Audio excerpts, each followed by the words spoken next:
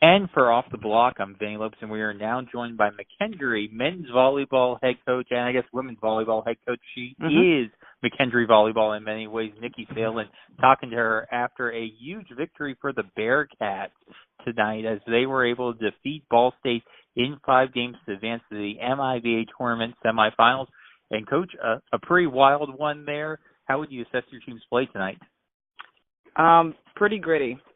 First 2 sets, they played solid ball, and again, Ball State's they're an amazing team, and I knew they were going to make a push. They weren't going to go away quietly, and that's what we got out of them. And the guys, it wasn't pretty at all times, but it was gritty. They had some gusto, and we pulled it out in set 5.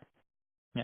Well, talking about set 5, a bit of a wild one there. You were down 8-4. Able to rally back, go on a 6-0 run. Can you just talk about that run and what were you seeing from the sidelines? How your team was able to be successful and make that push? Well, to be honest, I called a timeout and ripped them, like any good coach would. Yeah. Let's just say they got the business, but they responded. This is playoff season and it's do or die right now. It's they were a little timid, came out a little flat, and that was kind of uncharacteristic for our group because they do have a lot of fire. And I just thought they were just trying to do too much, maybe mentally, not just physically, but they turned it around. They responded really well to my push at them and got the crowd in it. And obviously the home court helped, getting the cheering section there. And they made it. They cleaned up some of our errors on our side, and Ethan Carroll came in and made a spark for us, and there was a big block on the switch on Chevs that really kind of turned the tide there, and we kept trading points until the end. So hats off to the boys. Yeah, well, I do want to ask you about Chevs because Ball State was going to them a lot, 61 attack attempts. Mm-hmm. You guys were able to hold them to less than a 200 attack percentage. What was kind of the blocking plan for you guys going up against Chevs to make sure you wouldn't go off and have a big night? For players like that, that caliber of player, you have to expect them to score, no matter what. You can't say, okay, we're going to shut Chevs down. That's just not the case. He's too good. You know what I mean? Can we be in good spots and get positive touches? So far this season, we've been great blocking, and I'm like, just play to our strength. Get in his face, make sure we're making good block setup, and work on our eye sequencing. That's huge, and our communication. And that's what they did, especially in set 5. I think early on they kind of struggled in 4, and that turned the tide for Ball State. But again, Ethan came in, and the middles did a great job closing and identifying, okay, well, who are they going to in transition and in first ball? Yeah. Well, Coach, you talked about Ethan. He had a great game, but also the player helping distribute the ball, Ryan Serrano, your freshman setter. Mm-hmm. Can you talk about the job that he was able to do tonight? Because when you look at the box score, pretty balanced attack. He almost had 4 players in double-digit kills. Ron is, well, we call him Ron. He's learned so much this season. He's taken such pride in his craft and just tried to figure out, okay, is he executing the scouting report? And he did. That's really the key. Obviously, during the match, you're going to have to make adjustments and changes, but we executed what we talked about in film and in practice this week. And he's a great listener. He's learning so much how to be a court leader, and I was really impressed with his performance. At big moments, he had a dump at the end of set 4 that was huge for us. He was pretty offensive himself, and the ball distribution was great. So I don't think there was just one hot hitter at any moment.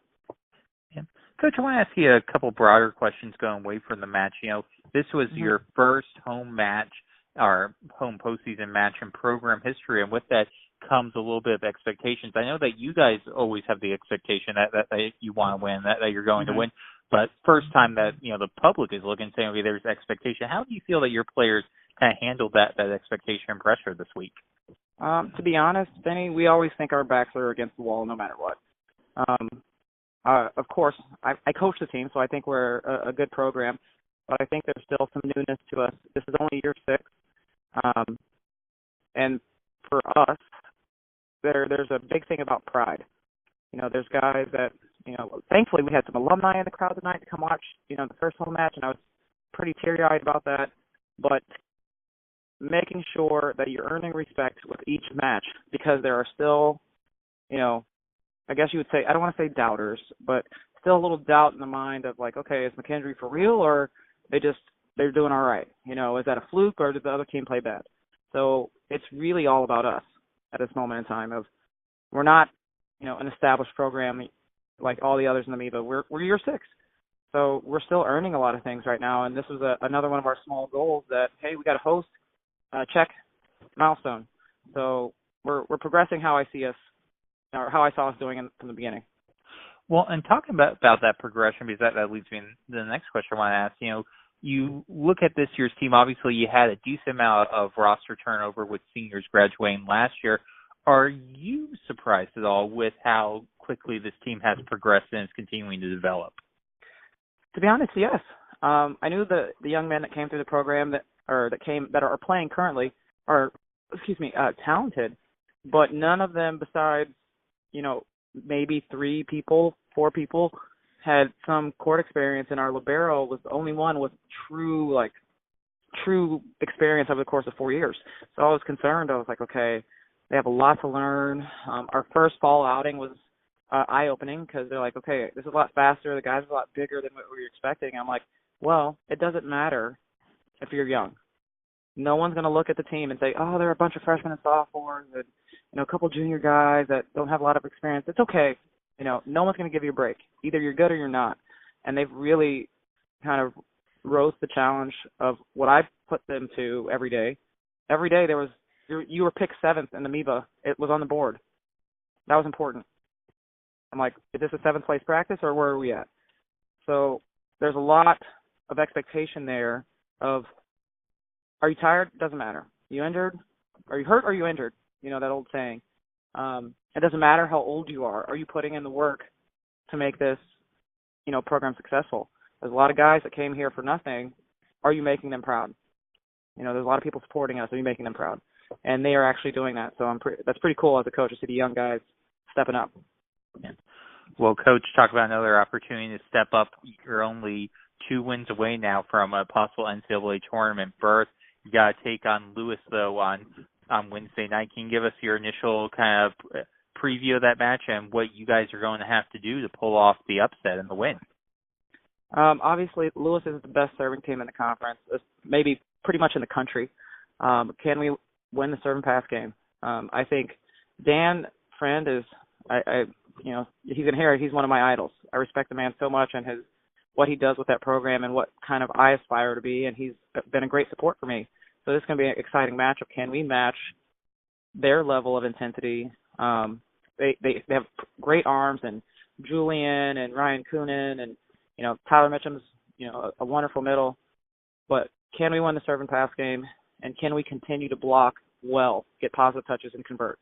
That's the basic stuff for any match. But Lewis is pretty exceptional behind the service line, and can we contain that and move on from there?